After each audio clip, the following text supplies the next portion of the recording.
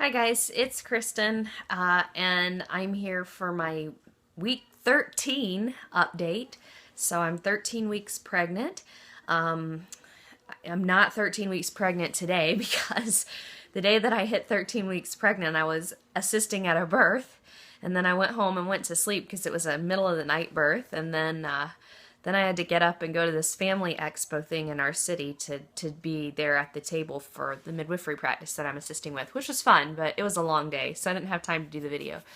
Anyways, I'll tell you about that in a little bit, but I I was thinking the thing I'd start off with first was my appointment last week because thankfully nobody was in labor, so I was able to have my appointment, and that was really good. So let's see. I thought afterwards I should have asked Kathy, that's my midwife, if I could video record her finding the baby's heartbeat at least, and maybe even feeling my uterus, but I didn't think about it. So maybe at my next appointment I'll think about that and even take something. So this week I actually decided to set up the tripod for the video, so hopefully that's more stable for you. Though I just looked down, there's a ladybug crawling up the tripod. But anyways, yeah, even with the little stabilization stick, which granted was a really cheap one, I felt like it was still too wobbly. So I gave in and went with the tripod and just set it closer to me. I didn't want to set it up like over there where I usually do my more official videos because it's just a little more casual. But anyways, so back to my appointment. Hopefully for future appointments, I'll do a little bit of video or something. It won't be as exciting because this is the only appointment that we'll use the Doppler at. So it was the only appointment that the baby's heartbeat would have been able to be audibly heard on the video. But anyways, I have goats outside my window. But anyways, the appointment went really well. So we mostly just talked. It was my first appointment, so we went over my health history, which she already has a lot of that because this is my fifth baby with Kathy. So she has all that, like my family history and everything, though we did add, of course, that mom had the stroke last year, which Kathy already knew because I've been assisting her at births for a while now. And otherwise just talked about me and how I'm doing and my health and like how the family's doing. She asked how I felt about this pregnancy, which she already knew I was really excited because I had really been wanting another baby. So she asked how Scott felt about it and just kind of how everything was going at home. So we talked a lot about that, and just really that's probably the thing that I value the very most during my pregnancies with my midwife. And this has been true. I had a different midwife for my first three kids because I was in a different state. And even with her, like the very best part of having a midwife is the appointments where you can really talk. And I'm certain that with my first few babies, at least, or probably, my first baby with Cassidy, a lot of those visits were talking about the baby and pregnancy and how to be healthy and all of that stuff. But now, with my last few pregnancies especially, most of my visits are talking about like how I'm doing, and even just talking about things going on with my kids or things going on with Scott and that sort of thing, just because I know how to be healthy physically during pregnancy, but what I really need is somebody to listen to me so that I can make sure that I keep myself well, just like emotionally and mentally. And like we even talked at like at this appointment about the business, because natural birth and baby care is the sole source of income for my family right now. And we're making it, but it's not making a ton of money like you might think babycenter.com or something is. So some months it's really tight. And that can be a stress point, especially during a pregnancy. This is a stress point I've never had because Scott worked for the bank before, and he made a decent salary. We weren't exorbitantly rich, but we didn't really have to worry. And now some months it's really tight, and that can be really challenging. So that was something we talked about too, and like how the stress of that could impact things and impact the baby because there's stress there. But yeah, so it's good. I really value the appointments for being able to talk about all of that kind of stuff and just be upfront about those things. And, Kathy has really been there for me for a lot of issues that I've had throughout pregnancies, like with my fifth pregnancy with Honor. That's the hardest pregnancy that I've had physically and emotionally. I really struggled with prenatal depression. I actually have a blog series on natural birth and baby care talking about that experience called Walking Through Shadows. I can link to it below. I'm not, I definitely am not struggling like I was, but there are still times when I can feel hints of that. What was probably one of the darkest times of my life, just because what was going on in my own head. And so it's good to know that there's somebody that will listen to me without any judgment. And Kathy was there to listen to me without any judgment during my pregnancy with honor, and that was really helpful. And she helped me kind of get to the point that I needed to be to start overcoming some of that stuff, and I'm forever grateful for that. So I just love the talking, and that's really what we spent most of the appointment doing, was talking about my kids and things with the business and how I'm doing and health-wise and all of that sort of stuff. And then we checked on the baby. So I wasn't certain if I wanted to listen to the baby with the Doppler or not, because if you don't know, Doppler is ultrasound technology. And, I'm just not completely convinced that using ultrasound over and over and over and over and over and over and over again throughout a pregnancy is a good idea, or even the routine use of ultrasound. Like, many women today have an ultrasound at like 6 weeks and 12 weeks, and then they have the anatomy scan, which is usually sometime between 16 to 21 or 22 weeks. Most women, it's like around 18, 19, 20 weeks. But then there's the anatomy scan, and then some moms even get more, like especially if the placenta was closer to the cervix at the anatomy scan, they have a follow-up on that, or if something looks strange. I have a client right now whose baby's kidney was slightly enlarged, so she's got a follow-up scan for that, even though the doctor thinks it's going to have completely normalized. But there's follow-up scans, and then close to the end, if there's any doubt about the baby's position, there will be a scan, or maybe they're worried about the baby's weight for some reason, there will be a scan. So there's just a lot of scans done today, and especially early in pregnancy, very routinely. And I'm not going to say anything about a mom who chooses that, but I do feel like it's good to know that maybe we don't really know all the impacts of these ultrasounds. And I feel like one of the things that I feel like today, and I talk about this, I think, in the vaccine class I did and the ultrasound class I did, is that there's so much going on with kids today, like autoimmune issues and ADD and that sort of thing, and like everything is blamed for it. So I don't like to blame any particular thing. If you list out all those issues and somebody's opposed to vaccines, they'll say it's because of the vaccines. And if somebody's really concerned about toxins in the environment, they'll say it's toxins in the environment. And somebody's really concerned about ultrasound, they'll say, oh, maybe ultrasound has a link. And so, and maybe it's all of those things, but I hesitate to say, that it's any one of those things. But basically, I don't want to say, but I do know that ultrasound really hasn't been safety tested. It became a standard procedure before there was any safety testing. And the thing with the Doppler is that, like, just a few minutes with the Doppler is super concentrated ultrasound energy. Like, a few minutes with a Doppler is kind of equivalent to a 30-minute scan. So that's an interesting thing I think many people don't realize. And so just for me, and another thing for me is that my midwife with my first 3 didn't use a Doppler at every visit. She used it at the first visit, which was usually when the baby was too little to pick up on a fetoscope, and then she used a fetoscope all the way until labor. Now, most midwives use a Doppler in labor just because it's quicker, it's easier, it makes sense to use a Doppler then, and especially if the mom's in the tub. You have to use an underwater compatible Doppler, but it's just, you don't want to be messing around trying to find the baby with the fetoscope when a woman is having contractions. You just don't want to. And that's, of course, even if there's time to find the baby's heartbeat. But, if she's having a really fast labor, you might not even listen. But anyways, so that's like kind of a rabbit trail. But I wasn't certain, did I want to listen to the baby's heartbeat with the Doppler or not? Because from this point out, we'll listen only with the fetoscope. And I actually have a fetoscope. I should have gotten it out. Maybe I'll get it out next week. That I listen at home. And I love it because you don't have to worry about any sort of ultrasound exposure because it's a fetoscope. It just basically works like a stethoscope.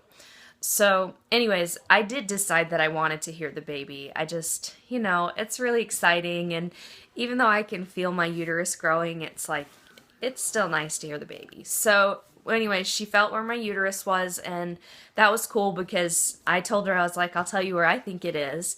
And I felt and told her where I thought it was, and she's like, yep, that's it. So that's nice and validating.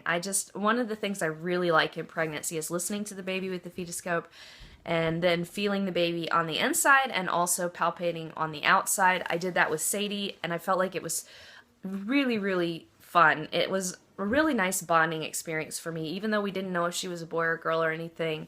I felt like, that was a really strong bond because she and I were really in tune, and I always knew her position. Once she got bigger, you don't know their position when they're this little. But it was just a lot of fun, and it's fun for me even to have that affirmation that, yep, that's what I'm feeling.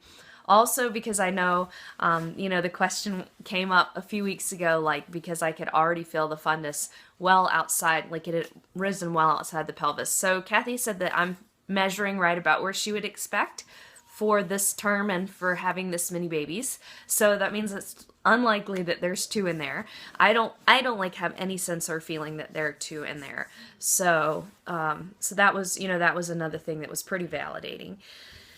And then we listened to baby. So it only took a second. Sometimes you really have to hunt. Even, like, I was 12 weeks when I had my appointment last week. And sometimes even at that point, you really have to hunt for the baby with the Doppler. And especially earlier, sometimes you can find a baby at like 9 weeks or 10 weeks with a Doppler, but you often really have to hunt. Most of the time you can find them at 11 or 12 weeks. But sometimes I don't think they like it. They swim away from it.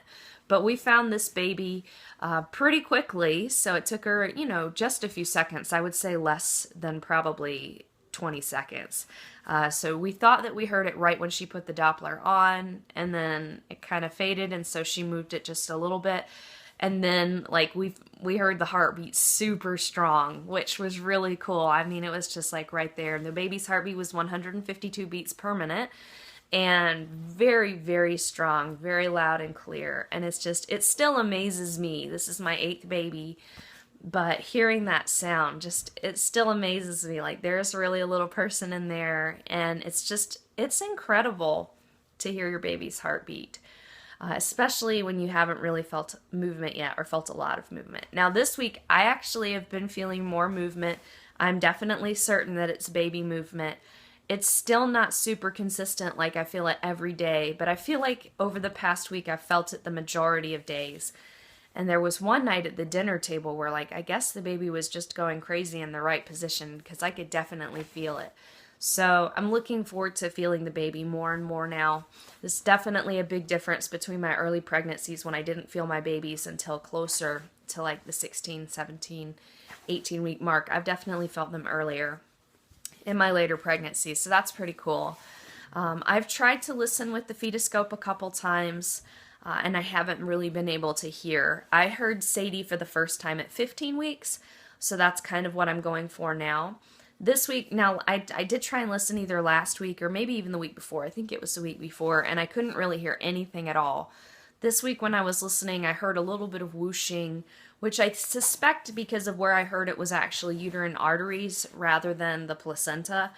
I think we might have heard a hint of the placenta at Kathy's on my right, and we found the baby on my left. So I'm thinking that the placenta might be more on the right, but it was only a hint, so I'm not certain. And it's hard, with an ultrasound you can tell exactly where the placenta is. Without the ultrasound, you can estimate by hearing, but you can't know for sure. It's not really terribly important anyways, unless you're having other signs and symptoms, like bleeding or something that you think might mean the placenta is really low-lying. But it is something that's interesting and curious. We did have an ultrasound with Honor, and found out her placenta was anterior, which means on the front of the uterus. And that was actually really helpful for me to know because I hadn't felt her move very much.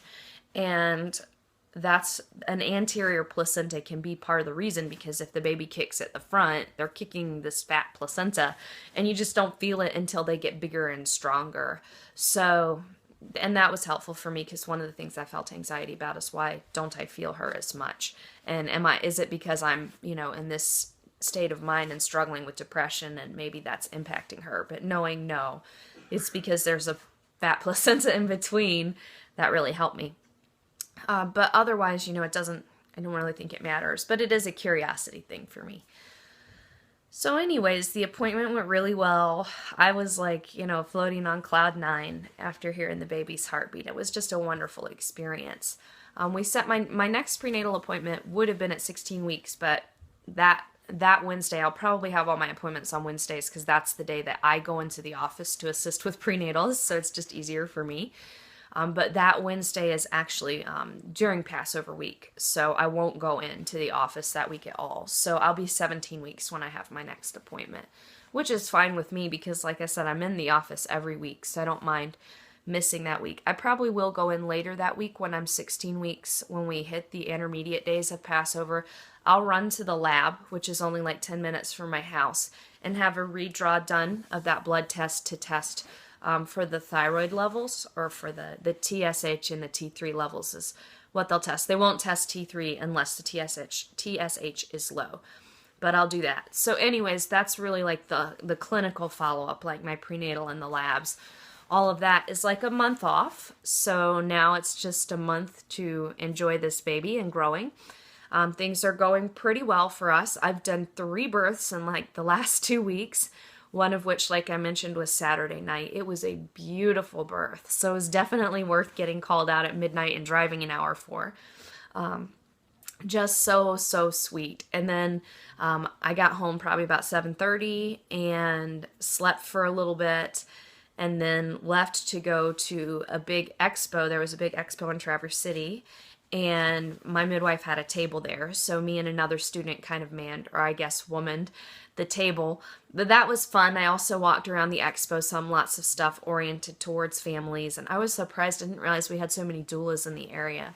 So seeing all the doulas tables, but I mean there were schools there, and like kinder music and all that kind of stuff. So there was tons of stuff there, chiropractors, lots of people, and it was fun. We did some networking too for the practice.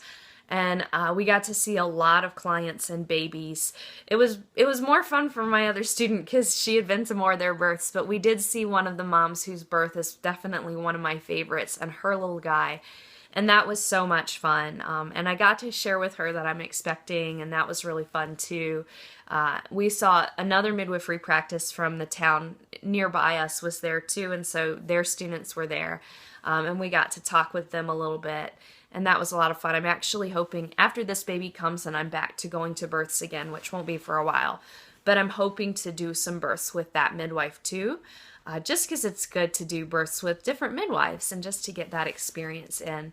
So it was fun to talk to her student. I really like both that midwife and her primary student right now. So anyways, that was a lot of fun. I've been really tired. I think just because of the cold. I've still got a little bit of the cold and congestion going on, especially at the end of the day, some headache, I think, just from the congestion. But otherwise, definitely much better than I was last week.